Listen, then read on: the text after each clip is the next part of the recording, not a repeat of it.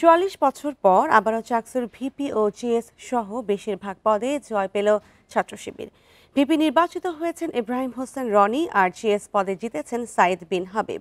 AGS সহ দুটি পদ ছাড়া বাকি সব পদে জিতেছে শিবির সমর্থিত প্যানেল সম্প্রীতির শিক্ষার্থী জোট। সারা রাত গণনা শেষে ভোরে ফল ঘোষণা করেন চাকসুর প্রধান নির্বাচন কমিশনার। বান্ডেল থাকলে প্রতি সেনমানিতে টাকা বাঁচবে। বিকাশ সেনমানি বান্ডেল কিনে জিতুন প্রতি লেনদেনে। আর এই বিষয়ে আরো জানাতে চট্টগ্রাম থেকে আছেন সহকর্মী আব্দুল্লাহ রাকিব। রাকিব, নির্বাচনের ফল ঘোষণার পর নতুন ভিপি বা জিএস কি বলছেন এবং অন্য প্যানেলগুলোর প্রার্থীদের প্রতিক্রিয়া কে?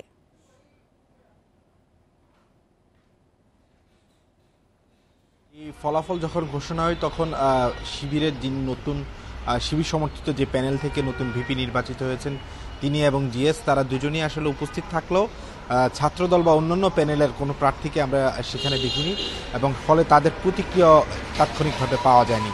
তবে এর আগে নানা অভিযোগ তারা করেছিলেন। রাতভর এর আগে নির্বাচন শেষ হওয়ার পরপরই সংবাদ সম্মেলন করে, সংবাদ সম্মেলন পরে নানা সময়ে তারা বিশ্ববিদ্যালয়ের যে নির্বাচন প্রক্রিয়া এবং বিশেষ করে যে অব্যবস্থাপনাগুলো ছিল সেই অব্যবস্থাপনা নিয়ে তারা নানা ধরনের অভিযোগ দিয়েছিলেন। কিন্তু পরবর্তীতে যখন ফল ঘোষণা করা হয় একেবারে ভোরে, তখন আসলে তাদেরকে উপস্থিত কাউকে দেখা যায়নি এবং তাদের নেতাদেরকেও সেখানে আমরা দেখতে পাইনি।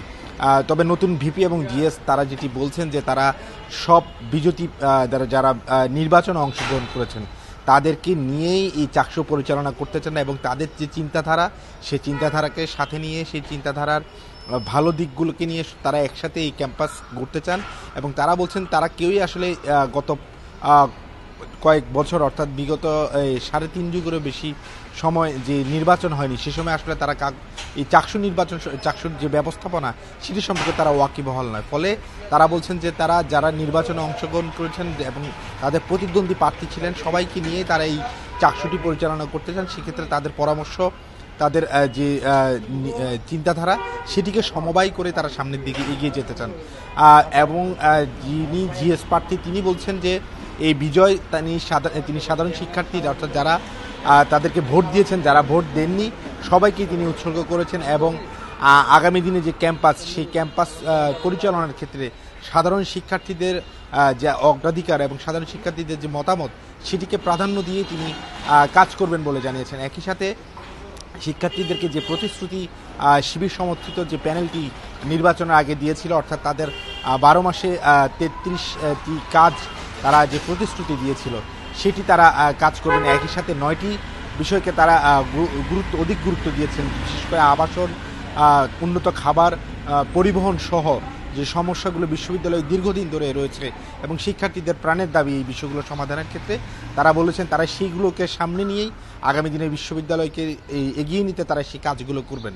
এবং এখন পর্যন্ত বিশ্ববিদ্যালয়ের যে ফলাফল সে ফলাফলে চাকসু নির্বাচনের যে ফলাফল সে ফলাফলে একমাত্র এজিএস পদে ছাত্রদলের একজন পেয়েছেন এবং এছাড়া স্বতন্ত্র পদে শুধুমাত্র সহ ক্রিয়া সম্পাদক পদে তামান্না মাহবুব তিনি পেয়েছেন, যদিও তিনি একটি প্যানেল থেকে নির্বাচন করেছেন বলে জানিয়েছেন।